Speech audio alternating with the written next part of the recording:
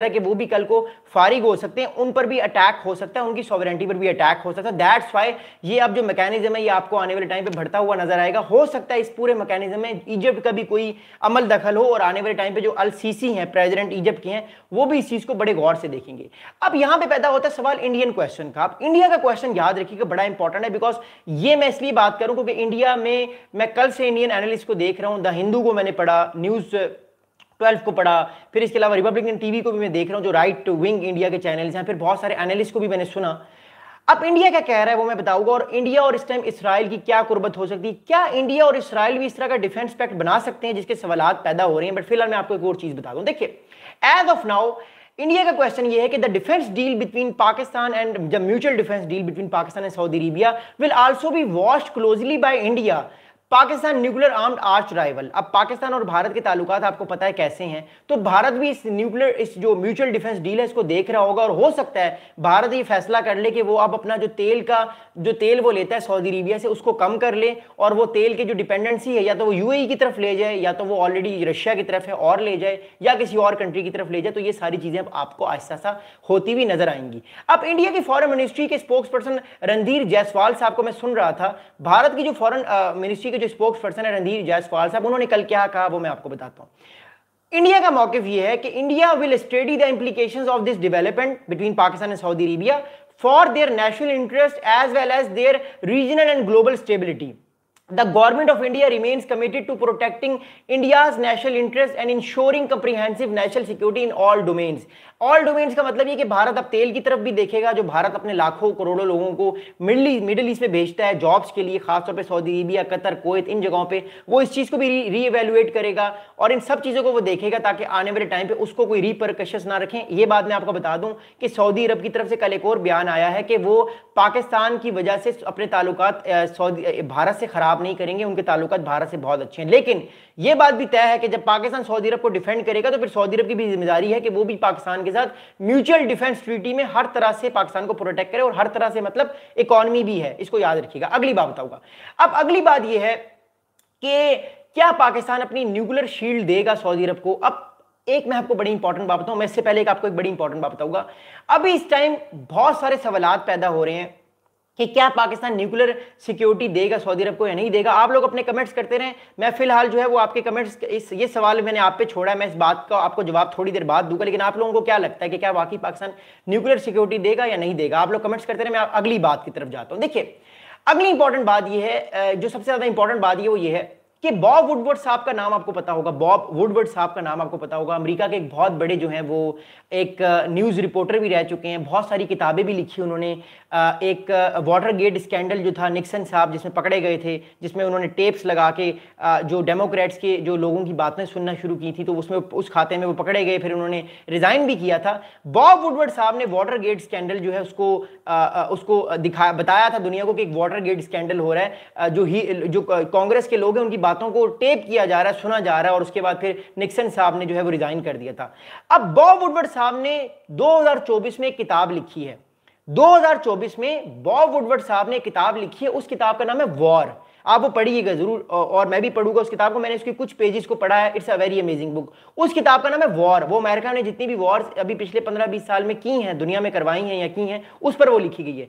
Bob Woodward साहब ने अपनी किताब वॉर 2024 में जो है वो एक बड़ी इंपॉर्टेंट बात की है। उन्होंने एक कन्वर्सेशन का जिक्र किया है जो अमेरिका के एक रिपब्लिकन लिंडजे ग्राहम और सऊदी अरेबिया के जो प्रिंस हैं MBS, उनके दरमियान एक कन्वर्सेशन हुई थी बहुत अरसा पहले।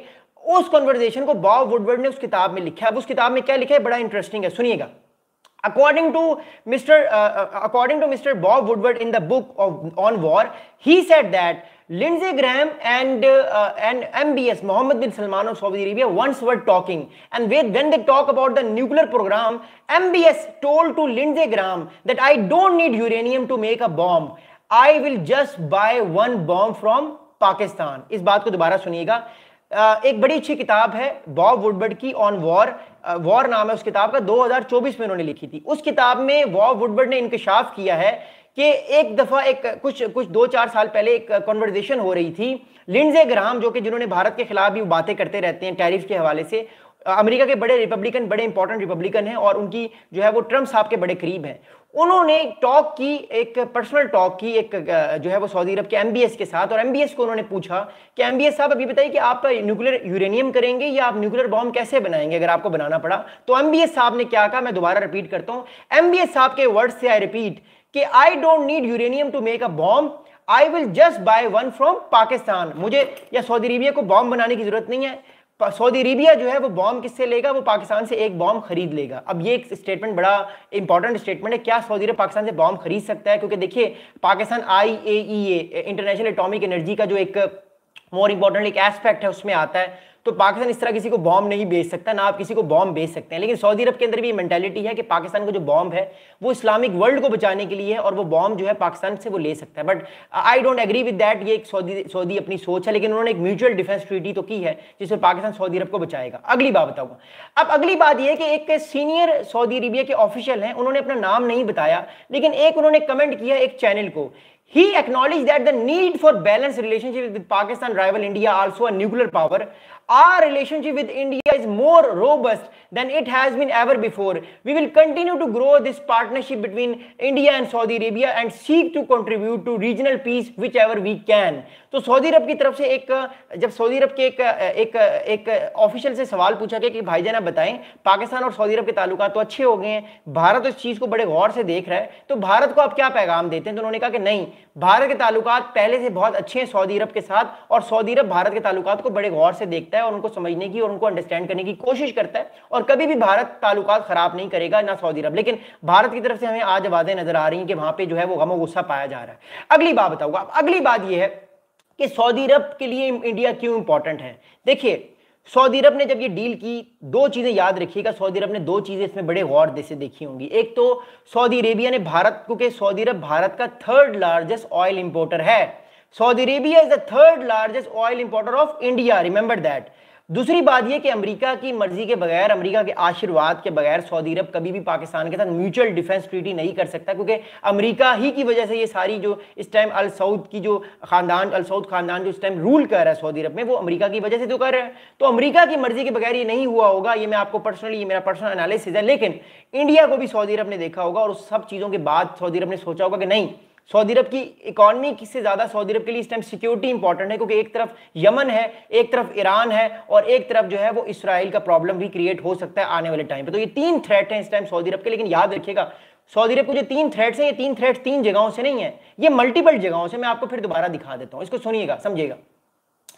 Okay, here we go again, and मैं मैप्स खोलता हूं और मैं फिर आपको बताऊं सऊदी अरब को थ्रेट किन किन जगहों से है, वो मैं आपको बता देता हूं अभी।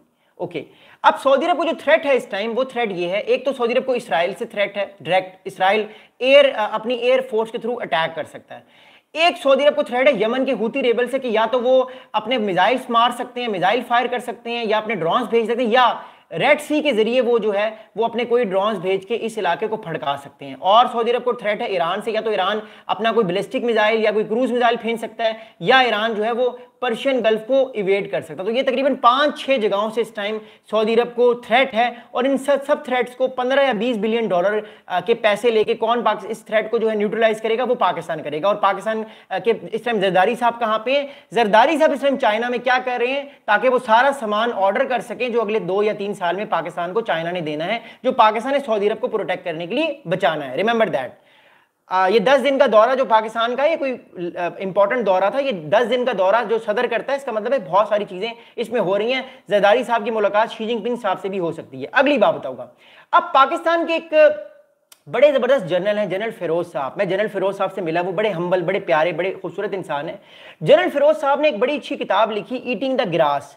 आप लोगों को अगर पाकिस्तान के जो है वो न्यूक्लियर वेपन प्रोग्राम को समझना है कि पाकिस्तान का न्यूक्लियर वेपन प्रोग्राम कैसे बना, कौन कौन से इश्यूज पाकिस्तान को फेस हुए, तो आप जनरल फिरोज खान साहब की बड़ी अच्छी किताब है ईटिंग द ग्रास, वो पढ़ लीजिएगा। या एक बड़ी अच्छी किताब है नईम सालिक साहब की लिविंग विद द बॉम्ब, कि पाकिस्तान बॉम्ब के साथ कैसे रह रहा है। 2018 तक का उसमें डाटा दिया गया, 1998 से 2018 तक। ये दो किताबें जरूर पढ़िएगा अगर आपको पाकिस्तान का न्यूक्लियर प्रोग्राम समझना है। एक किताब का नाम है लिविंग विद द बॉम्ब, वो किताब लिखी है ब्रिगेडियर जनरल फिरोज साहब ने, बड़े अच्छे इंसान है, मैं मिला हुआ उनसे। और सेकंड जो है वो नईम सालिक साहब ने बड़ी अच्छी किताब लिखी है, और उस किताब का नाम जो है वो है लिविंग विद द बॉम्ब। तो ये किताबें आप जरूर पढ़िएगा। अब नईम सालिक साहब ने सऊदी अरब का जिक्र क्यों किया है अपनी उस किताब में, वो सुनिएगा। on his country's national weapons program called Eating the Grass book. Mr. Retired General Feroz Khan said that the making of Pakistani bombs, which generally see financial support to Pakistan, has enabled the nuclear program to continue, especially when the country was under sanctions. तो general Firoz Khan साहब ने अपनी जो किताब है eating the grass, उसमें एक बड़ी इंपॉर्टेंट बात की कि पाकिस्तान को, जब पाकिस्तान पर सैंक्शंस लगाई हुई थी 79-80 में, उस टाइम जो थे वो अमेरिका के प्रेसिडेंट थे। अब मुझे उस टाइम अमेरिका के प्रेसिडेंट का नाम तो याद नहीं आ रहा, अमेरिका, अब आई डोंट रिमेंबर कि क्या नाम था प्रेसिडेंट का अमेरिका का, लेकिन 1980 में रोनाल्ड रेगन से पहले वाले प्रेसिडेंट थे डेमोक्रेट्स के, उन्होंने पाकिस्तान के ऊपर सैंक्शंस लगाई हुई थी कि पाकिस्तान न्यूक्लियर प्रोग्राम नहीं बनाएगा। तो उस टाइम जो है वो मोर इंपॉर्टेंटली याद रखिएगा, सऊदी अरेबिया ने पाकिस्तान को फाइनेंशियल एड दी थी। ये ऑन रिकॉर्ड है कि पाकिस्तान न्यूक्लियर प्रोग्राम बनाए और इस्लामिक बॉम्ब बनाए, या एक इस्लामिक सिविलाइजेशन भी हो जो कि न्यूक्लियर बॉम्ब बनाए। तो पाकिस्तान को मोर इंपॉर्टेंटली उस टाइम सऊदी अरब ने सपोर्ट किया था। ये पाकिस्तान की बुक्स में भी है और एक क्रेडिबल इंफॉर्मेशन है। अगली बात बताऊंगा। अब अगली इंपॉर्टेंट बात बड़ी इंपॉर्टेंट है, it's very very important to understand that thing. अब एक बड़ी इंपॉर्टेंट चीज ये है कि 2007 में एक बड़ी इंपॉर्टेंट एक एस्पेक्ट हुआ, एक बड़ी इंपॉर्टेंट चीज हुई। आपको याद होगा 2009-10 में विकी लीक्स आई थी। विकी लीक्स जो थी, जूलियन असांज ने बहुत सारे कंट्रीज के डिप्लोमेट्स के सीक्रेट्स दुनिया के साथ शेयर करना शुरू कर दिए थे। 2007 में विकी लीक्स के अंदर एक बड़ी इंपॉर्टेंट कन्वर्सेशन पाकिस्तान और यूएस, सऊदी अरेबिया और यूएस डिप्लोमेट्स के दरमियान एक कन्वर्सेशन थी, वो लीक हुई 2010-11 में वो लीक हुई, लेकिन वो इंफॉर्मेशन जो थी वो 2007 की थी। 2007 में अमेरिका और जो सऊदी अरेबिया के कुछ डिप्लोमेट्स थे वो आपस में बात कर रहे थे, और उन डिप्लोमेट्स ने आपस में क्या बात की वो मैं आपको बताता हूं। American diplomats in Saudi Arabia noted that their Pakistani counterparts had bought up the idea of the kingdom pursuing a weapons program alongside Islamabad in order to be a physical protector of the Middle East. अब more importantly 2007 में Saudi अरब के counter parts ने ये बताया American counter parts को कि पाकिस्तान ने जब न्यूक्लियर प्रोग्राम बनाना शुरू किया अपना, तो सऊदी अरब ने पाकिस्तान को इसलिए पैसे दिए क्योंकि मिडिल ईस्ट के कंट्रीज में एक ख्याल पाया जाता था कि पाकिस्तान का न्यूक्लियर प्रोग्राम कल को इनको इसराइल के थ्रेट से बचाएगा। पाकिस्तान का न्यूक्लियर प्रोग्राम मिडिल ईस्ट के कंट्रीज को इसराइल के थ्रेट से बचाएगा। लेकिन पाकिस्तान ने कभी भी नहीं कहा, पाकिस्तान ने हमेशा कहा कि पाकिस्तान का जो न्यूक्लियर प्रोग्राम है वो हमेशा इंडिया सेंट्रिक है। पाकिस्तान का न्यूक्लियर प्रोग्राम कभी भी इसराइल या अमेरिका सेंट्रिक नहीं है, ये पाकिस्तान ने कैटेगोरिकली बात की है। लेकिन ये जितने भी मिडिल ईस्ट के कंट्रीज हैं, आपने देखा होगा जब भी पैलेस्टीन पे अटैक होता है, ईरान पे अटैक होता है, किसी भी कंट्री पे अटैक होता है, हमेशा हमें कहीं ना कहीं आवाज आती है, कोई ना कोई ट्विटर से, किसी अरब ट्विटर से आवाज आती है कि पाकिस्तान हमें बचाएगा। क्यों? क्योंकि इन कंट्रीज के माइंडसेट में ये चीज है कि पाकिस्तान अपने एटॉमिक वेपन से इन कंट्रीज को प्रोटेक्ट कर सकता है, बचाएगा अगर पाकिस्तान चाहे तो। लेकिन पाकिस्तान ये हमेशा कहता है कि नहीं, हमारा जो न्यूक्लियर वेपन प्रोग्राम है it is only India centric and it is only जो है वो टू प्रोटेक्ट पाकिस्तान सोवरेनिटी। लेकिन अमेरिका और इसराइल सेंट्रिक पाकिस्तान का न्यूक्लियर प्रोग्राम नहीं है। लेकिन जो मिडिल ईस्ट के कंट्रीज हैं उनके अंदर ये परसेप्शन आज भी है, और अब ये परसेप्शन अब एक रियलिटी बन रही है जब से ये डिफेंस पैक्ट हुआ है, और अमेरिका इस डिफेंस पैक्ट को बड़े गौर से देख रहा होगा। याद रखिएगा इसराइल भी इस पैक्ट को बड़े गौर से देख रहा है। अब मैं आपको एक और बात बताऊंगा। देखिए अब इस सारे मामले को इसराइल कैसे देख रहा है। अब इसराइल भी चुप नहीं बैठेगा। मैं जेरूशलम पोस्ट पढ़ रहा था आज, द टाइम्स ऑफ इसराइल पढ़ रहा था, और भी बहुत सारी चीजें मैं आज पढ़ रहा था। इसराइल, ये मेरी अपनी असेसमेंट है अगले कुछ दिनों के बाद की, Israel will try to make a very important defence, same kind of mutual defence pact with India. फिर सुनिएगा, ये मेरी असेसमेंट है, इसको प्रेडिक्शन समझ लें। जिस तरह पाकिस्तान ने सऊदी अरेबिया के साथ एक डिफेंस पैक्ट डील की है, हो सकता है कि भारत और इसराइल भी इस तरह की डिफेंस पैक्ट डील आने वाले कुछ दिनों में कर लें। क्योंकि देखिए भारत से प्रेशर आएगा कि पाकिस्तान को एकदम से इतने सारे डॉलर्स मिलेंगे, पाकिस्तान की इकोनॉमी, पाकिस्तान की जो मिलिट्री है वो तगड़ी होगी, तो कल को भारत भी इसराइल के साथ अपने ताल्लुकात और बेहतर करेगा और एक नई तरह का म्यूचुअल डिफेंस पैक्ट लगेगा। अब आपको मिडिल ईस्ट में नई तरह के डिफेंस पैक्ट लगेंगे, और मैं आपको ये कोई प्रिडिक्शन नहीं दे रहा, it is going to happen, क्योंकि हम रियलिटी में देख रहे हैं जिस तरह पाकिस्तान और सऊदी अरब ने अपने ताल्लुकात को बेहतर किया है, कल को इसराइल और भारत भी अपने साथ इस तरह का एक म्यूचुअल डिफेंस पैक्ट बना सकते हैं। याद रहे भारत ने आज तक किसी भी कंट्री के साथ कोई म्यूचुअल डिफेंस पैक्ट ट्रीटी नहीं की। भारत ने आज तक किसी भी कंट्री के साथ म्यूचुअल डिफेंस पैक्ट ट्रीटी नहीं की। It is going to be the first country Israel in the upcoming weeks और अपकमिंग डेज कि जो इंडिया भी कर सकता है, क्योंकि अभी इसराइल से भी आवाजें आना शुरू हो गई। मैं इसराइली बहुत सारे लोगों को देख रहा था, क्योंकि इसराइल में भी एक एंजाइटी है कि पाकिस्तान क्या कर रहा है इसराइल के बॉर्डर्स पे, और पाकिस्तान ये कहता है कि आप भारत के बॉर्डर्स पे क्या कर रहे हो, आपने भारत को हेरप ड्रोन्स क्यों दिए, आपके एडवाइजर्स कश्मीर में क्या कर रहे थे, आपके एडवाइजर दिल्ली में क्या कर रहे थे। तो पाकिस्तान के भी ये आर्गुमेंट है जो पाकिस्तान बनाता है। अब लास्ट बट नॉट लीस्ट मैं सारी इंप्लीकेशंस बताऊंगा आप लोगों को, फिर मैं सवालात के जवाब दूंगा। याद रहे आज हमारी कन्वर्सेशन बड़ी इंपॉर्टेंट है। और एक और बात याद रखिएगा, हमने मेंबरशिप लॉन्च कर दी है।